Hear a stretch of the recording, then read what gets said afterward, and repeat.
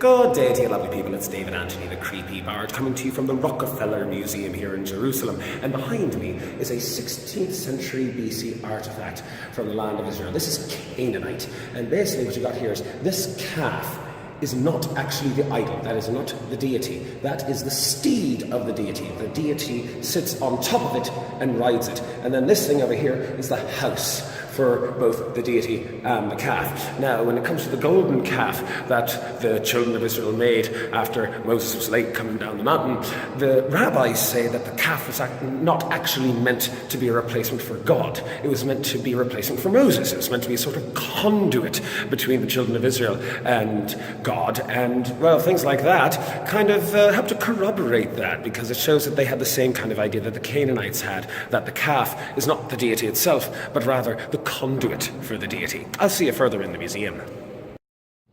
It's David Anthony, the Creepy Bard, coming to you from the Rockefeller Museum here in Jerusalem, and behind me are some Philistine pottery examples right here. Isn't that pretty? Now, according to scholars, the Philistines, also known as the Sea Peoples, were most likely from the Aegean, were most likely from Greece, and came down into the land of Israel around, the 13th century BCE or so. And this is part of the reason why they believe that they were of Aegean origin, because you can see a little bit of Greek influence in the pottery as far as how it's coloured. I'll help you like that. I'll see you further in. I'm a little bit further into the Rockefeller Museum now, and we've got some more examples of Philistine pottery, but these are later examples. These are from, the 9th or 10th century BC, and you'll notice that they are not nearly as complexly decorated as the pottery that we saw before. I mean, these ones have some decorations, but not nearly as elaborate as the ones on the previous pots that we saw. And there are those who theorize that after a few hundred years of the Philistines being in close proximity with the Israelites, because of course the Israelites did not make engraven images, and the Philistines were trying to trade with the Israelites, so the Philistines sort of stopped putting as many designs on their pots in the hopes that they would be able to sell them to the Israelites. At least that's one theory. There's plenty of other theories as well. See you further in. I'm coming to you from further in the Rockefeller Museum, and we've gone just about as far back as we can go here. This is 100,000 years old. This is human. This is Homo sapien right here. And you can see in between his hands there is a little flint knife there, indicating that this fella was buried intentionally. He didn't just happen to fall here when he died. He was intentionally buried here with a little tool in his hand, presumably for him to use in the afterlife. Obviously, 100,000 years ago, there's no written records. We have no idea what they would have thought of the afterlife, what they imagined the afterlife to be like. But apparently, they believe that there was one, because they gave him something to take with him into the afterlife. This man was probably about 40 to 50 years old when he died, so yeah, old fella, at least for those days. Behind me, we've got a Hyksos tomb from, roughly around the 18th to 17th century BCE or so. And the Hyksos were Semitic people who took over Egypt at one point, but this particular tomb comes from the land of Israel. And if you see in there, this is the sort of thing that I was telling you about before when we were in the Israel Museum, where when you died, they'd put you on the slab until the flesh rotted away, and then it would just be nothing but the bones, and then the bones would just kind of get shoved to the side and put in piles with all of the other bones, which is where the biblical phrase comes from, and he lay with his ancestors. I am further into the Rockefeller Museum, and behind me we've got a lovely example of an Egyptian stele. This is a victory monument erected by the pharaoh Seti I in the 13th century BCE. This was found in Beit Shan, and the text here describes how he put down a Canaanite rebellion in Beit Shan, and up there you got a picture of their Seti I offering gifts to the god Horus. Isn't that lovely? I'm a little bit further into the Rockefeller Museum, and we're into the Middle Bronze Age now. So we're talking, 20th to 17th century BCE or so. So we've got some bronze swords over here. Isn't that lovely? We're dealing with Canaanites. The Canaanites are the people who are living here, but you've also got a lot of Egyptian influence, a lot of Egyptian rulers. Over here, we have a cast, a mold for making bronze tools, because that's the thing about bronze, you can melt it down and put it into a cast, and that's how you generally make your tools. Lots of lovely pottery over over here, more pottery. And I want to show you this over here if I can get you a good view of it. You can see here's the Egyptian influence. You've got some scarab beetles as well as some signet rings. You can see the little cartouche. You would push that into the clay in order to make an impression in it, and that would be your sign, your emblem. Over here we've got another cast, another mold for making bronze swords. And up here you can see more Egyptian influence. This is a board game. Board games were first invented by the Egyptians, as far as we know, and I find this fascinating because that die right there is clearly weighted. It is not symmetrical, but it's weighted so that the smaller number is more likely to come up top, which makes the game a little bit more difficult, and I kind of like that. Over here we've got a lovely pot. Isn't that nice? He's got a delightful expression on his face. He looks rather surprised that he's been immortalized in stone. Over here we've got some more of where you can see the Egyptian influence right there. These little pieces of jewellery, that is clearly Egyptian influence right there. Up here we've got some cylindrical seals. These have a hole going right through them, and you string it onto a necklace, and that's how you store it. And you can see you've got the cylinder there, the cylinder seal, and you would roll it along the wet clay, and you can see the picture next to it of the kind of image it would make. That was the seal, that was your mark, that was how you signed your documents. And over here to the top, next to these Bronze Age swords over here, we've got an Israeli adapter for an Israeli outlet for a phone. Actually it's not, it's a handle for a sword, but it looks a lot like the adapter I got for my phone. We are now in the late Bronze Age, so we're talking 17th century to roughly 13th century BCE or so. Behind me we've got another Canaanite sarcophagus, but you can clearly see the Egyptian influence because we're still dealing with a lot of Canaanites, but a lot of Egyptian influence. So you can see, like, for example, on here there's some Egyptian cartouches right there, and over here on this side I'm going to show you a little bit more artwork. We've got a couple of Canaanite calves over here. The calf was a common religious symbol in Canaanite culture as well as Egyptian culture. Got some lovely pottery going along this way.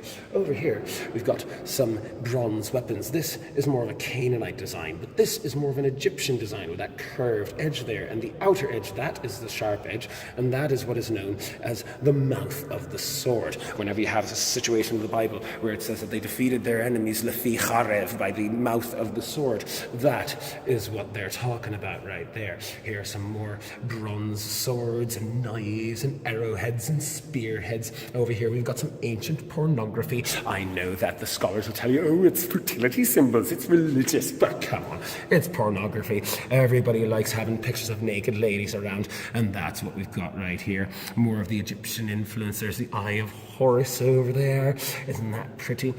Some more of those cylindrical seals that I showed you before. And over here, this is particularly interesting, we've got some ancient mirrors.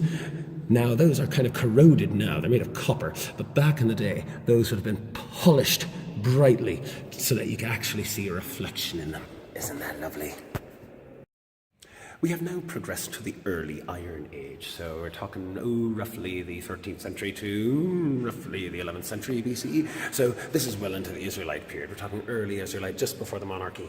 And over here, a few things I want to show you. First of all, here is what I believe are some wine jugs, mostly wine jugs. And I'm figuring that these are wine jugs because you can see, I don't know if you can see on this one, it's a little bit hard to see, but you can definitely see on this one, it's got those little holes there. That is because wine has a lot of sediment on the bottom, and you want to kind of filter that out as you pour in, because you don't want that sediment in your cup when you're drinking. It's nasty. So those holes are to help filter that out.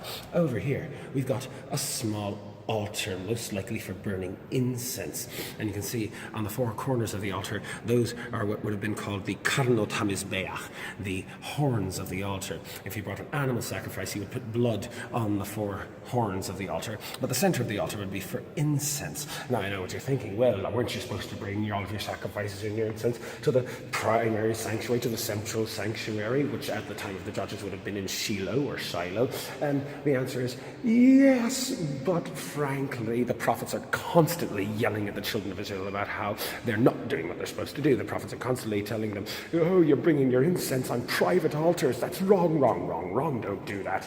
And so that's an example of a private altar, and that's the sort of thing that the prophets would have been rather miffed about. Over here, we've got some more pottery. There's some oil lamps right there. That one's still got some soot on it.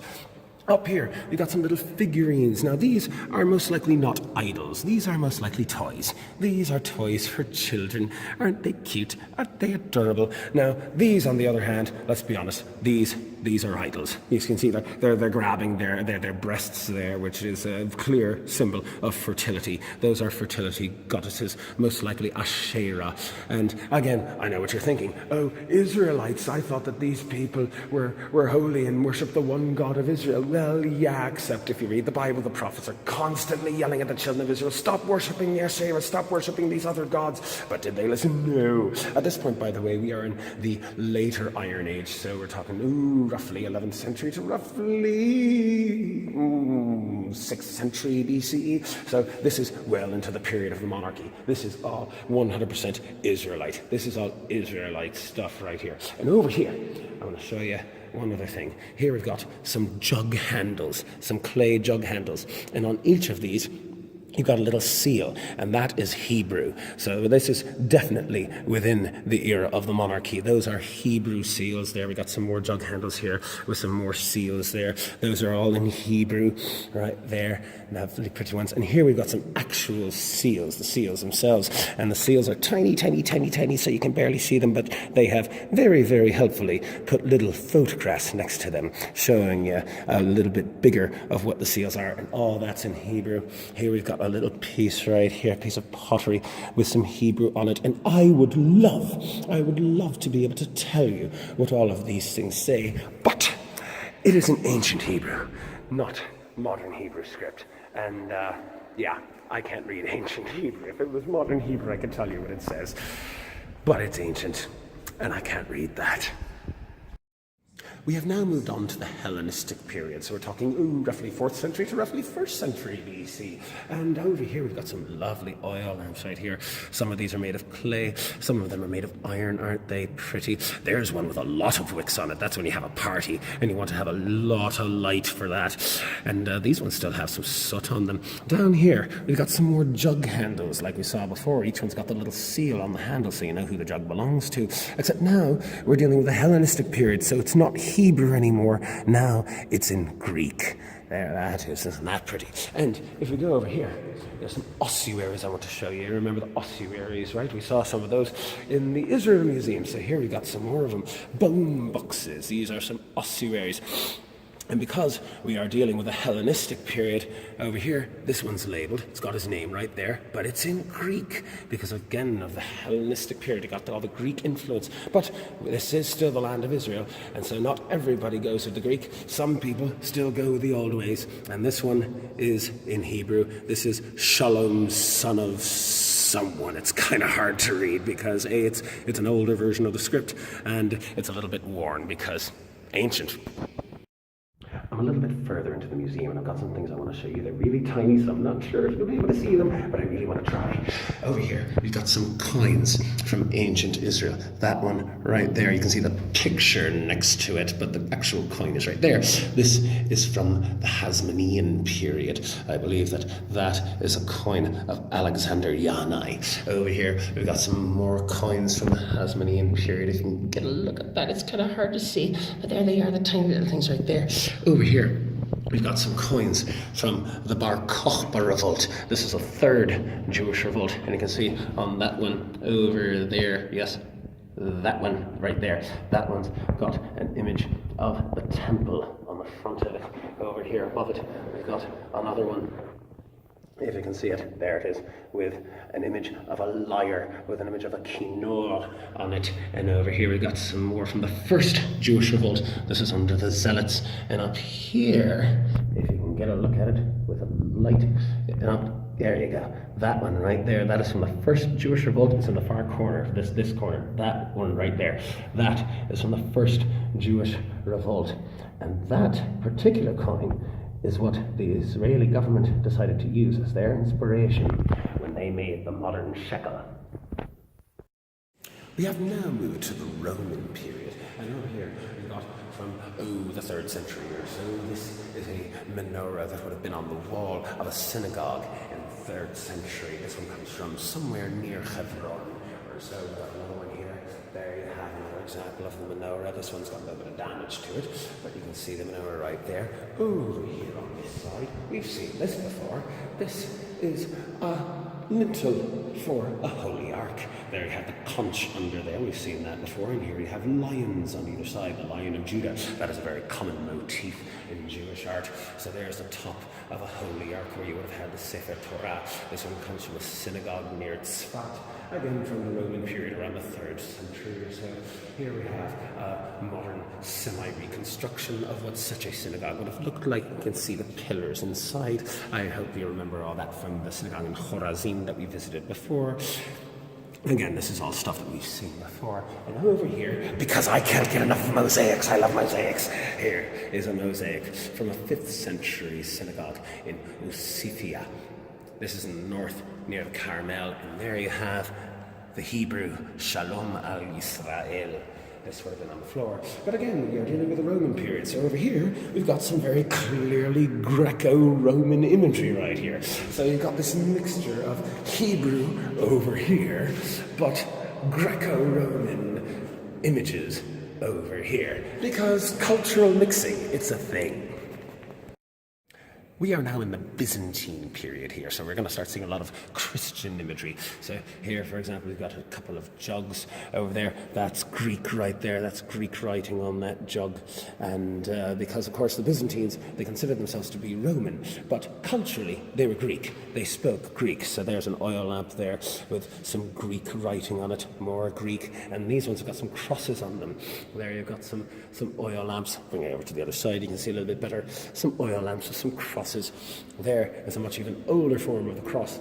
That is the type of cross that Constantine claimed to have seen in his vision, which caused him to convert to Christianity in the first place. Of course, Constantine was Roman, and so that's before the Byzantines. But either way, similar deal. Over here you'll see some more of the Christian imagery. There you can see a cross there. This is actually a very, very small set of scales. This would be used by a traveling merchant to weigh out coinage for when he wanted to, to figure out exactly how much some set of coinage was worth, because sometimes it was hard to know how much coinage was worth. It's not like you had standardized international currency.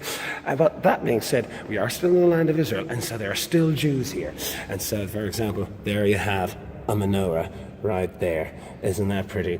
The Christians might be dominant, but the Jews are still around. And over here, we've got some more examples. These little oil lamps in the back. It's kind of hard to tell because it's upside down from our perspective, but those are menorahs right there. On the back one, on the front one, this one's got a cross, but the back ones there, those are menorahs. So yeah, the Jews aren't in charge anymore, but they're still around. Further into the Rockefeller Museum, and behind me we've got some wooden panels from the Al-Aqsa Mosque. Now the Al-Aqsa Mosque was first built in the 8th century AD, so this is early Middle Ages. But it went under a number of renovations over the years. The most recent renovations it went under was in 1938, and that is when these wooden panels were removed and replaced with new ones, and now these are sitting here in the museum, and the actual Al-Aqsa Mosque has nice, shiny, pretty new wooden panels. But you can see that with these wooden panels, they've got all these floral designs, because of course in Muslim tradition you are not allowed to depict the human form. You're not even allowed to make images of animals in Muslim tradition, or at least not in Arab Muslim tradition. The Persians have a slightly different tradition, the Indian Muslims have a different tradition, but for the Arab Muslims you are not allowed to make any sort of images of animals or humans, and so we've all got a bunch of floral designs. But that being said, these are actually all in the Byzantine style of art. This is not Arab design art, this is not the Arab style, this is the Byzantine style, because this stuff was made in the 8th century when the Al-Aqsa Mosque was first put up, and so they didn't have any local Arab Muslim artists, and instead they had to hire the local Byzantine Christian artists. But yeah, it's pretty, isn't it? I'm still in the Rockefeller Museum, and behind me we have the western lintel of the Church of the Holy Sepulchre in Jerusalem. This is a lintel that was installed by the Crusaders when they took over the city in 1099. It was eventually taken down when the church went under more renovations and a new lintel was put up. But allow me to explain these scenes for you, because there is some debate as to what these scenes are. This scene over here is possibly Jesus raising Lazarus, or possibly the harrowing of hell when Jesus went down into hell to pull all of the righteous who were down in hell and who had not had a chance to be saved because they died before Jesus was born.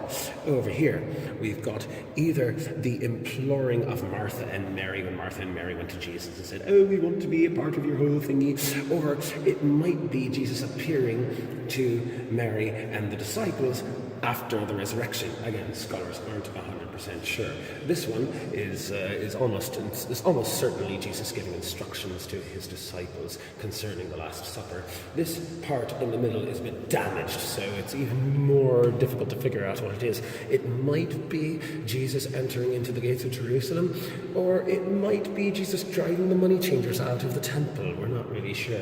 But over here, this last one is clear. This is obvious. There's no doubt about this one. It's the Last Supper. You see, there's Jesus in the middle, and there's all of his 12 disciples, and over here, this guy sitting on the other side of the table from everybody else, that is Judas. That is a fairly common thing in medieval art, to take a picture of the Last Supper and have Judas be distinct from everyone else, apart from everyone else, either by putting him on the other side of the table or by having him wear different coloured clothes or what have you. So yeah, isn't that pretty? Before we leave the Rockefeller Museum, I have one more thing that I want to show you. We've got 3 examples behind me of art from the early Middle Ages, so we're talking the Byzantine period. First, we've got over here, this is a frieze, a sort of lintel where you've got a menorah, lovely example of Jewish art right there. Over here, we have a Muslim gravestone, so a lovely little example of Islamic art. And over here, we've got the capital of a pillar with a cross on it, so a very clear example of Christian art. So yeah, here we have, right here, all together, Jewish, Muslim, and Christian. The 3 major cultures here in the land of Israel, all together, all in one place, side by side. If only politics could be more that way. See you soon.